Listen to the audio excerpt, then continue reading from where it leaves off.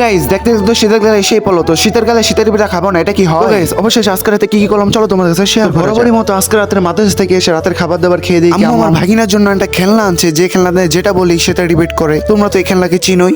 তো কিছুদিন ধরে ভিজা পিঠা খাইতে মন চাইতেছিল, সেজন্য আম্মুকে বলতে দেরি আর বানাতে দেরি নেই। তো আম্মু এদিকে আম্মু একবার নালকের কুলা রাখছিল, আবার 3-4 কেজি দুধ আনছিল পিঠা বানানোর জন্য, আর পাশে মিঠাই দিয়ে মিঠার শির বানাইতেছিল। এদিকে আবার আম্মু আমার পাটি সাটি বিষয়ে মিশন কমপ্লিট করার জন্য বসে চুলায় মিঠার রস আর দুধ জাল দিতেছিল।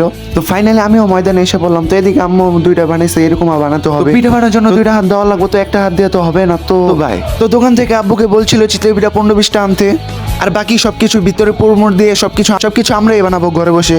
আর বেশিরভাগ আমি আর আম্মু মিলে পিঠা বানাই। বন্ধুরা দেখো, পিঠা বানানোর মাঝখান দিয়ে আমার আম্মু আমাকে ছেড়ে গেছে। আমি একা একা অসহায়ের মতো পিঠা বানাইতেছিলাম।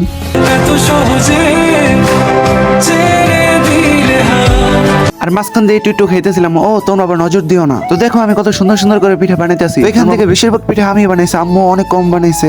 আর এদিকে আম্মু চিতই পিঠা দিয়ে ভিজা পিঠা বানাই দিছে। তো ফাইনালি আমার পিঠা বানানো শেষ। তো আম্মু একটা একটা করে সব পিঠা পাতিলে ঢেলে দিতেছিল আর পিঠা বানাইতেছিল। পিঠা বানাইতে অলমোস্ট 1:30 বেজে গেছে রাত। তো ফার্স্টে পিঠা বানিয়ে আমার হাতে ধরিয়ে দিল, তো আমি মজা করে পিঠা খেয়ে নিলাম। তো আমি পিঠা খাইতে থেকে তোমরা সাবস্ক্রাইব করতে ভুলো না।